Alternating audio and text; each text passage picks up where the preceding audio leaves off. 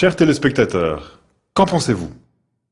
La sûreté de votre alimentation est en jeu. L'EFSA, l'autorité européenne qui surveille la sécurité de notre alimentation, produit aussi des avis sur des produits comme les pesticides, les organismes génétiquement modifiés ou les colorants et édulcorants alimentaires. Mais l'on dit que l'EFSA a des liens très étroits avec des entreprises. Dans quelle mesure est-elle indépendante?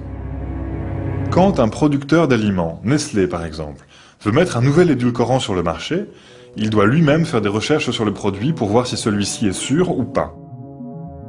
Il livre ensuite son rapport à l'EFSA. Celle-ci engage alors des experts qui lisent ce rapport et disent aux institutions de l'Union européenne si, à leur avis, on peut ou non mettre ce produit sur le marché. L'EFSA a plus d'une fois laissé de côté des études indépendantes juste parce qu'elles ne provenaient pas de laboratoires respectant une certaine norme. Mais celle-ci coûte si cher que l'industrie est presque la seule à pouvoir se la payer, et les critiques disent qu'elle n'est pas une garantie de qualité pour les tests scientifiques. C'est en tout cas ainsi que l'EFSA se coupe de nombreuses recherches indépendantes. Les experts de l'EFSA doivent évidemment être indépendants. Mais le sont-ils vraiment? Encore une fois, l'EFSA est aujourd'hui sous le feu des critiques. Par exemple, 11 des 20 chercheurs du groupe d'experts de l'EFSA sur la sécurité des colorants et des arômes ont des liens avec l'industrie alimentaire. Ces employés ont travaillé pour l'industrie agroalimentaire avant, ou pour certains d'entre eux, pendant leur carrière à l'EFSA. Diverses personnes au sein de l'EFSA ont des liens avec l'industrie agroalimentaire.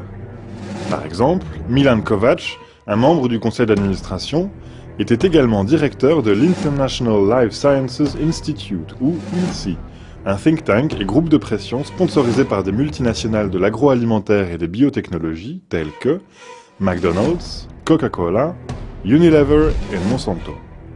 Il vient d'en démissionner à la suite de critiques virulentes de la société civile. ILSI représente ainsi les intérêts politiques des multinationales alimentaires à Bruxelles et à Washington.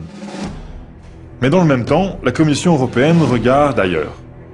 La Commission est en effet un client majeur de l'EFSA, et, comme nous le savons tous maintenant, ses membres dînent régulièrement avec les hauts représentants de l'industrie. Un haut responsable de l'EFSA nous a dit qu'avoir des intérêts différents ne voulait pas forcément dire avoir un conflit d'intérêts.